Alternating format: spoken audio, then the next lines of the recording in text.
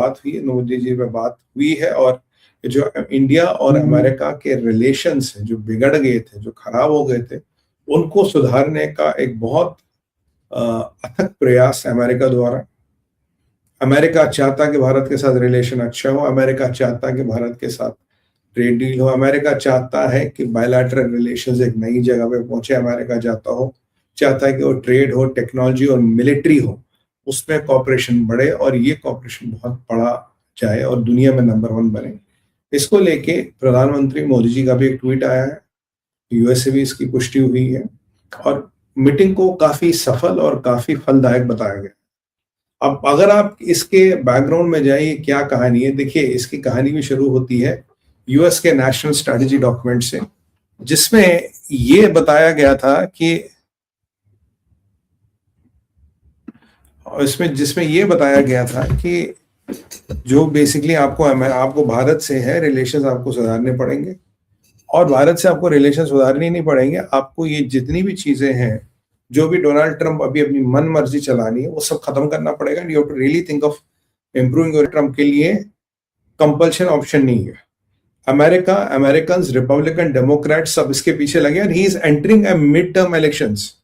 Mid term होते हैं US में, अगर ये मिड टर्म हार जाते हैं, रिपब्लिकन पार्टी के जो पोल्स आ रहे हैं उनमें उनकी हालत खराब है, और अगर ये मिड टर्म हार जाते हैं तो समझिए इनका जो लगभग जो है हिसाब किताब बहुत बुरा हो रहा है, इनका हिसाब किताब बिल्कुल हिल गया है, और अगर ये हिसाब किताब इनका हिल गया तो इनके लिए बहुत भारी पड़ने वाला है।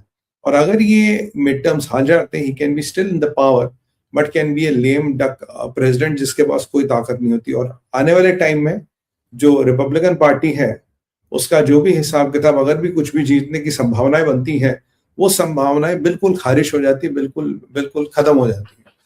तो ये जो मोदी जी के साथ मुलाकात की है, ये अभी इनकी मजबूरी है साहब, ऐसा नहीं कि इनका हृदय परिवर्तन हुआ है।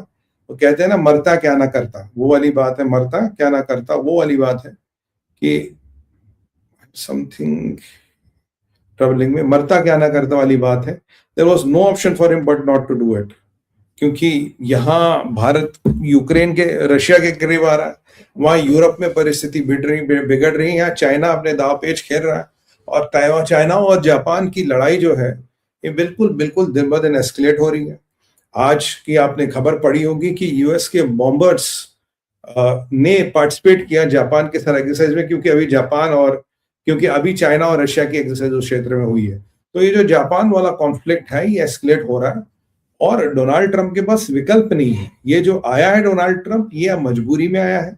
इसको समझ आया कि मोदी झुकने वाले नहीं, इसको समझ आया भारत नहीं झुकेगा, इसलिए इसको आना पड़ा। He is not come under a change of heart. और मुझे अब यकीन है, क्योंकि देखिए ट्रेड डील को लेके भी हमारा एक बिल्कुल क्लियर पॉइंट ऑफ व्यू था।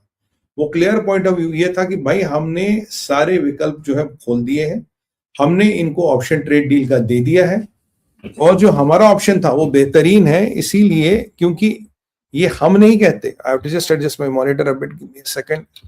और ये हम नहीं कहते, ये यूएस के जो अधिकारी आए थे यहाँ पे, उन्होंने भी कहा कि भाई भारत ने जो हमें ऑप्शन दिया है ये बेस्ट ऑफ बेस्ट ऑप्शन है, ये बेस्ट ऑफ बेस्ट ऑप्शन है, और इससे बेहतरीन हमें ऑप्शन मिल नहीं सकता।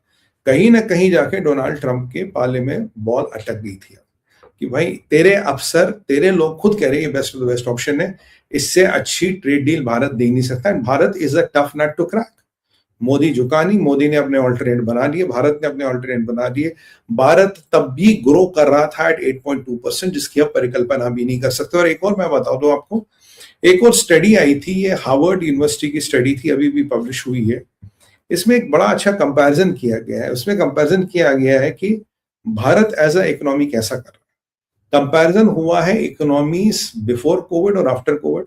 कोविड से पहले परिस्थिति क्या थी, कोविड के बाद परिस्थिति क्या है, हाउ हैव इकोनॉमीज रिकवर्ड और डिटेरियोरेटेड आफ्टर कोविड। और जब ये एनालिसिस किया, जबकि कोविड के पहले भारत ने काफी डिप लिया था, कोविड के दौरान भारत ने काफी डिप लिया था, पहले वी ओके, जब कोविड के दौरान हमने डिप लिया, पर जो कोविड के बाद जो उभरे हैं, अगर आज आप जापान, रशिया, अमेरिका, चाइना, जितनी जर्मनी, जितनी भी बड़ी बड़ी इकोनॉमीज है, अगर उसकी जो स्टडी हार्वर्ड ने निकाली है, इसमें ये आया है कि इंडिया जो है वो कोविड के टाइम थोड़ा डिप तो ले लिया, क्योंकि भाई आबादी हमारी ज्यादा, After that, our recovery has been fantastic to fantabulous, and we have really recovered at an alarming pace and rate. And our recovery का जो कर्व है, वो जो रिकवरी का ग्रोथ है, वो कॉन्स्टेंटली बढ़ रहा, वो कॉन्स्टेंटली अपस्केल हो रहा है। ये हार्वर्ड कहता है, हार्वर्ड की स्टडी कहती है।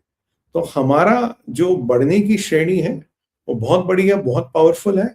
और अब आज कोविड को गए इतने साल हो गए, और ये जो ट्रैक है, ये जो बढ़ने का कर्व है, ये बिल्कुल स्टेबल और स्टैटिक है। मतलब ऐसा नहीं है कि स्पूरियस ग्रोथ के कहीं आ गया, फंस गया, कुछ हो गया, नहीं।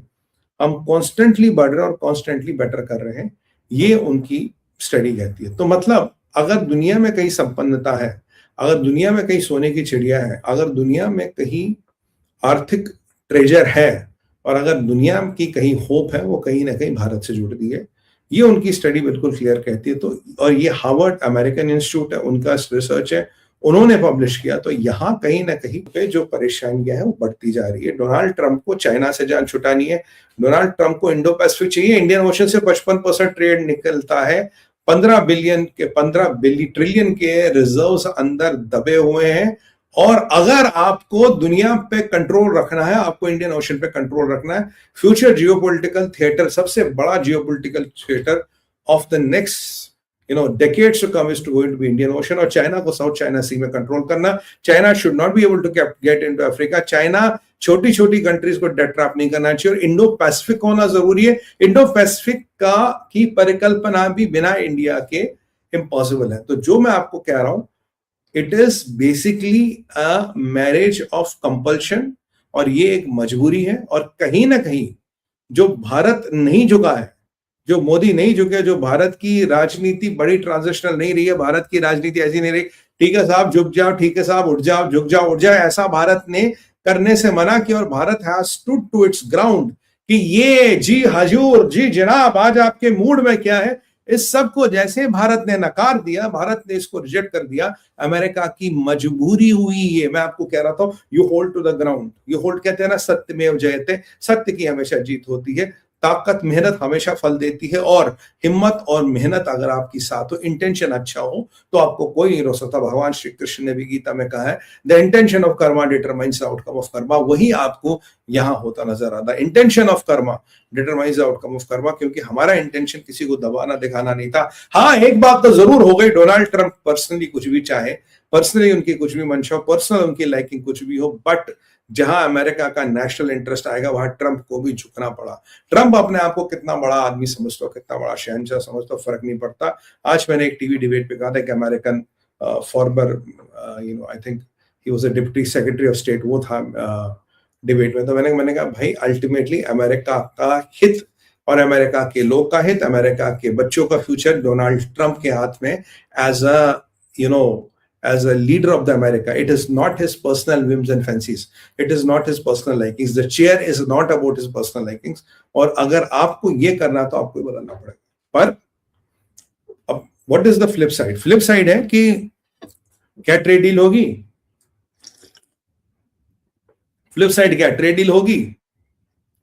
फ्लिप साइड है, you have to tread with caution. Trade deal होगी, 70% होगी, 30% नहीं होगी। क्या अमेरिका स्टैटिक रहेगा? नहीं रहेगा। और जब ये सब चल रहा था, यहां पाकिस्तान को F-16 का अपग्रेड की बातें भी सुनी होगी आपने, पाकिस्तान के साथ रेयर अर्थ्स की डील हो रही है, ये भी सुना आपने। तो अब आप मुझे बोलोगे, ठीक है सुमित भाई, आप भी तो रशिया के साथ डील कर रहे हो। भाई, रशिया के साथ हम डील कर रहे हैं।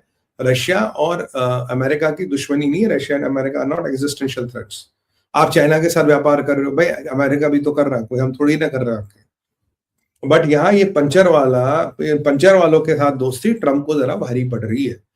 और ये जो पंचर वालों के खानदान के लोगों के साथ दोस्ती है, इनको ये क्या मुल्ला मुनीर पंचर, इसके साथ ये दोस्ती भारी पड़ रही है। मुझे लगता है ट्रंप को इस सबसे बाज होना चाहिए और ये नहीं चलना चाहिए। मेरा ओपिनियन ये है कि we have to tread with caution. It's optimist. We have to be optimal about things. हमें ऑप्टिमिस्टिक होना चाहिए, but crude optimism is not the way to run the country. Modi ji और भारत की सरकार बड़ा cautiously चल रही है। We have hedged our bets, we have divided our bets, and push comes to shove, हमें पता है कि अब हमें सट्टा कहाँ लगाना है, किस पे लगाना है। इस सब की तैयारी और व्यवस्था भारत के पास पूर्ण रूप से है।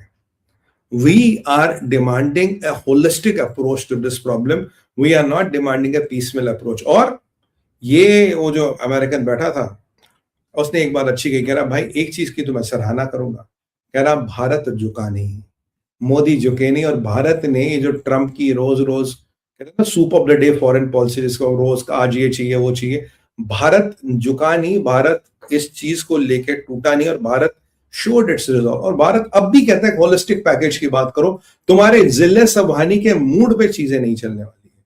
तो मैं मानता हूं कि भारत की कूटनीति, भारत की राजनीति और मोदी नीति की, और मोदी की डिप्लोमेसी की, भारत की डिप्लोमेसी की, जयशंकर साहब के अथक प्रयास की, और मोदी सरकार की एक बड़ी डिप्लोमेटिक विन है सो फार, क्योंकि हमने पहली बार अमेरिका को घुटनों पे लाया। हाँ, Trump is highly unpredictable, Trump is highly volatile, वो कल क्या करे, कैसे करे, कौन सा वो किस करवट बैठे हमें नहीं पता, but trading with caution is the optimal thing. But मुझे जो अब तक लग रहा मैं आपको बता दूं, वो अपने नेशनल स्ट्रैटेजी डॉक्यूमेंट को लेके कुछ सीरियस हो रहा है, नेशनल सिक्योरिटी डॉक्यूमेंट को लेके कुछ सीरियस हो रहा है, और कुछ उस तरफ आने वाली चीजें हो रही है। जो जियो पॉलिटिक्स में बदलाव आया इस डॉक्यूमेंट के आने के बाद, I think we are trading in the right direction. That is my take on it. बाकी देखते हैं क्या होता है। मोदी सर तो बड़े ऑप्टिमिस्टिक है, साहब ने बोला कि भाई we are very optimistic, we look forward to it. और थैंकफुली अब की बार ये ट्रंप ने नहीं बोला जी सीज फायर करवा